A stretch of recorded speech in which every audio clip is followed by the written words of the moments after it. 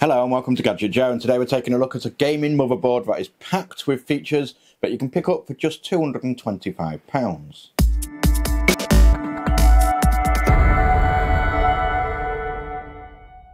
In today's video we're taking a look at the Gigabyte Aorus Z790 Elite AX. It's a DDR5 LGA 1700 socket motherboard that is optimised for gaming, and you can pick it up for roughly around £220, maybe £250. So what we're going to do in today's video is we're going to do more of an unboxing and an overview of the motherboard. We're not going to do a full review of it working, we're just going to get it unboxed, take a look at what exactly you get inside the box, and then we will also take a look at the board itself. I'll go through some of the specifications of a board, and then we'll take a top-down look at the board itself, and we will have a look at all the ports and connectivity available. Now, a board like this is, as Gigabyte put it, optimized for gamers, and that's because it comes jam-packed with some really quite impressive features. It is classed as a maybe mid-high range motherboard, but it's definitely something to consider if you are looking to upgrade your motherboard so that you can run the latest Intel 12th and 13th gen processors. It does feature things like PCIe Gen 5 technology, and it has 4 NVMe Gen 4 sockets as well as some other features that we will get to very shortly. We have here the standard black variant, and they do an ice variant, which is a very nice looking board, admittedly, but then I'm quite biased towards white products because I do like a white component. But you'll find that the ice variant is actually a little bit more expensive, so if you want to keep saving a little bit of money, then I would simply opt for the black one. What we're going to do to start with is take a look at the box, open it up and see exactly what you get in it. To begin with, it does carry the typical gaming motherboard vibe on the box. Now, a lot of gaming motherboards or gaming components in generally look a lot like this. They have a nice fancy logo on the front, and then lots of information in lots of bright colours with all information all around the box to really scream gamer at the consumer. Now, this one does have some features that back up its claims. Now, the box itself is an all-black box, and you do have that Aorus logo on the front here, which looks nice and striking. And then on the sides, you just have a little bit of information in terms of titling and a quick overview in multiple languages of what you get in the set. On the back, there's a little bit more details. You have a few images outlining some of the key features of this motherboard, which we will touch upon again very shortly. You have some nice imaging of exactly what the motherboard looks like. It is a very pretty board, and again, we will look at that in a moment. But boxing wise, it delivers pretty much where it should be delivering. So what I'm going to do now is get it open, take the board out, and before we look at the board itself, we're going to look at exactly what you get included. So included in the box, you don't get a great deal of accessories included with this. Now, I've looked at motherboards on the channel before that come hosted with a large amount of accessories.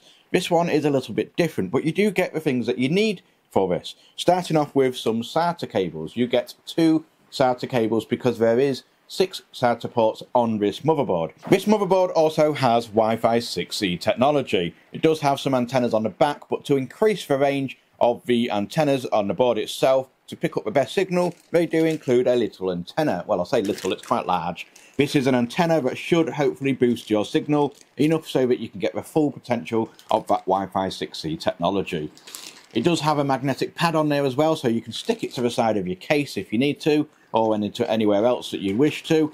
It does have quite a nice long lead as well, so that it should be able to reach quite far. There is also an additional thermal pad for one of those NVMe sockets.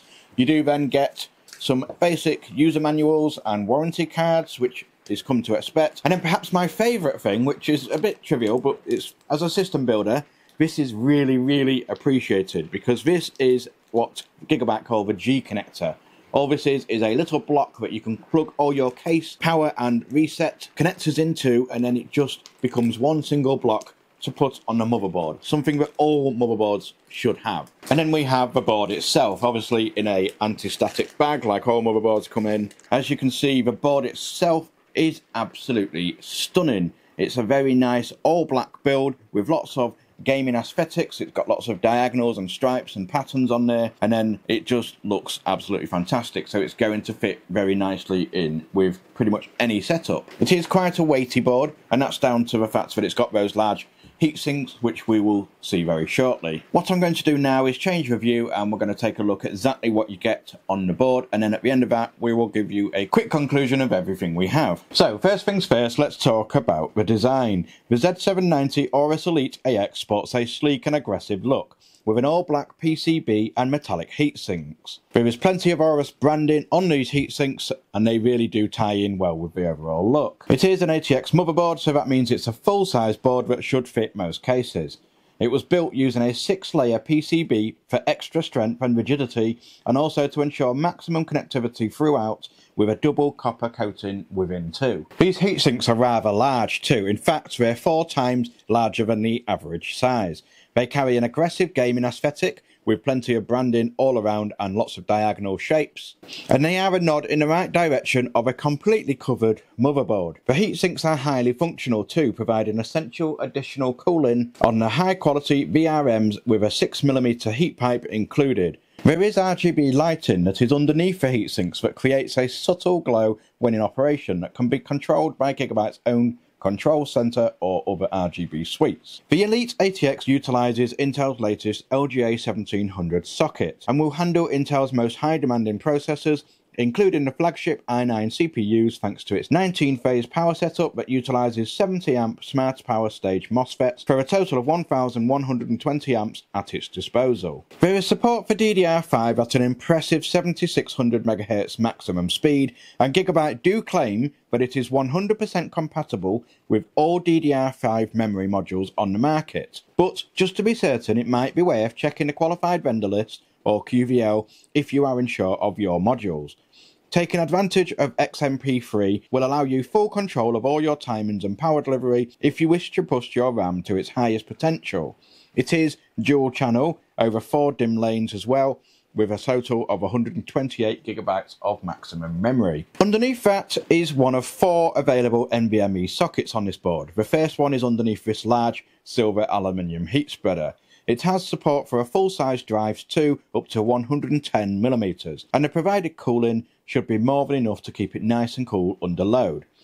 This slot is isolated as it connects through the CPU itself. I just wish they'd carried on the black aesthetic on this heatsink, as the silver does stand out like a sore thumb. The remaining 3 can be found underneath this thermal guard. All of the sockets are also PCIe Gen 4 too, so they will be capable of some high write and read speeds from your drives too. What's more is that sockets all support RAID 0, 1, 15 and 10 for boosting the speed or creating redundancy options. It would be nice to see PCIe Gen 5 in at least one of the sockets, but for the price point we are being rewarded with a generous amount of connectivity as it is. Between these is a PCIe 16 slot that is a Gen 5 socket for supporting the latest power hungry and performance intensive graphics cards.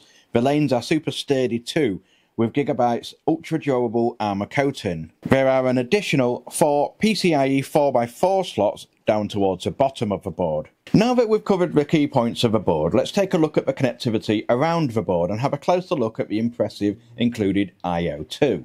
At the top of the board you get 2 8-pin EPS connectors for the CPU power. Going further along you get 2 CPU fan connectors, an optional and a primary for cooling. Then you get 2 of the board's 4 included RGB headers. We have a 5V 3-pin and a 12V 4-pin header here. Moving down the side we have the 24-pin ATX connector, followed by a USB 3.2 Gen 1 header capable of up to 5 GB per second. Then next to that is a USB 3.2 Gen 2 Type-C connector capable of up to 10 GB per second. Just below these, right here, are 4 tiny little LED modules, and these are great as they provide debugging markers for troubleshooting any potential issues. Below that are 2 Thunderbolt in-card adapter connectors. We then have 6 SATA Gen 3 ports for up to 6 GB of speed for adding extra 2.5 or 3.5 inch mechanical or 2.5 inch SSD drives for additional storage. Below that is the CMOS battery. Going along with bottom you get the dreaded power panel, the bane of a PC builder and reviewer's life. Obviously on this case you get that included G connector that is included in the accessories pack. That makes things a little bit easier for this one. You then get 4 fan headers in a row, and this is where it gets a little bit confusing, because this one on the far right is actually the system fan pump header, meaning it's designed to be used for an AIO pump here. But it means that you're going to have to be stretching the cable all the way from the top of a motherboard to the bottom of a motherboard, which seems completely ridiculous and wildly impractical, but I guess that's just how they've got it laid out. Next to that is a further 3 fan headers. Granted, it does look nice and neat, all organised into a straight line, just a bit of an unusual move. Next to that is the Q flash button, which basically allows the BIOS to reset. There are then 2 USB 2 headers and a TPN module connector, then the other 2 RGB headers. These are RGB Fusion 2.0 headers, and you have a 3-pin 5 volts once again, and another 4-pin 12 volts. There is a little LED demo connector, and then finally a audio port here.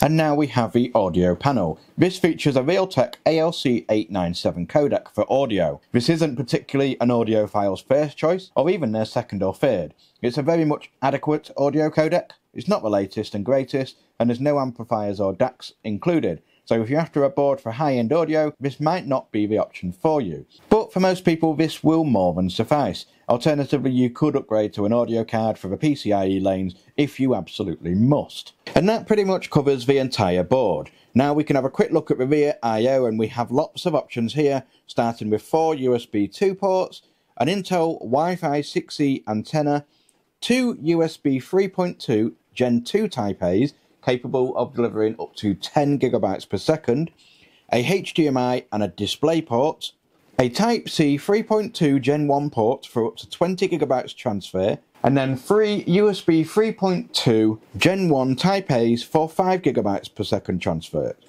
There is a 2.5 gigabytes Ethernet port, and then you have the final audio panel at the bottom. The rear of the Z790 Aorus Elite AX is pretty much nothing to shout home about. It's just a plain black coated PCB. And that pretty much wraps up my unboxing and overview of the Gigabyte Aorus Z790 Elite AX motherboard. Again, an incredibly capable motherboard with lots of very interesting features, lots of very interesting overclocking features, and obviously those large striking heat sinks definitely do give it a very unique look. Now, I would like to see maybe some changes in terms of changing the colour out on this, because it does tend to stick out a little bit compared to the others, as I mentioned earlier. And then possibly, but it's not really needed, is maybe upgrade the audio codec to something slightly newer. But then again, if you're going to look for something like that, there are plenty of boards on the market that have much better codecs than this motherboard. And then maybe moving this system fan pump header to the top of the board where it should really be going. Now, there is options to have it mounted on the top if you need to, because there are obviously the CPU optional fan header here, so you do have a CPU fan header and then an optional header at the top, so you could effectively plug your AIO pump into there, but this one is the one that's dedicated for that, so it does seem a little bit strange. But again, that's obviously a move they've made. The only other thing I would probably change is maybe having some shielding on the DIMM slots, because they are just basic plastic ones. But then again, you're not really going to be trying to jimmy them in and out there. They do tend to slot in only one particular way. With that said, it is a very capable motherboard. It should do pretty much everything you need to do, with the prospect of actually being able to overclock things as well, meaning that this is a very capable gaming motherboard. And the fact that you can pick it up currently for between £220 to £250, I will leave a link in the description down below so that you can pick one up for yourself as always. And that's pretty much all I've got to say about this motherboard. Again, a very solid offering by Gigabyte, and the fact that you can pick it up so cheaply really does make this a strong contender for a new upgrade that you've been looking for. As always, if you like the video, don't forget to click like, and if you haven't already, hit subscribe to help the channel grow. I've been Gadget Joe. This has been the Gigabyte Z790 Aorus Elite AX motherboard, and until next time, goodbye.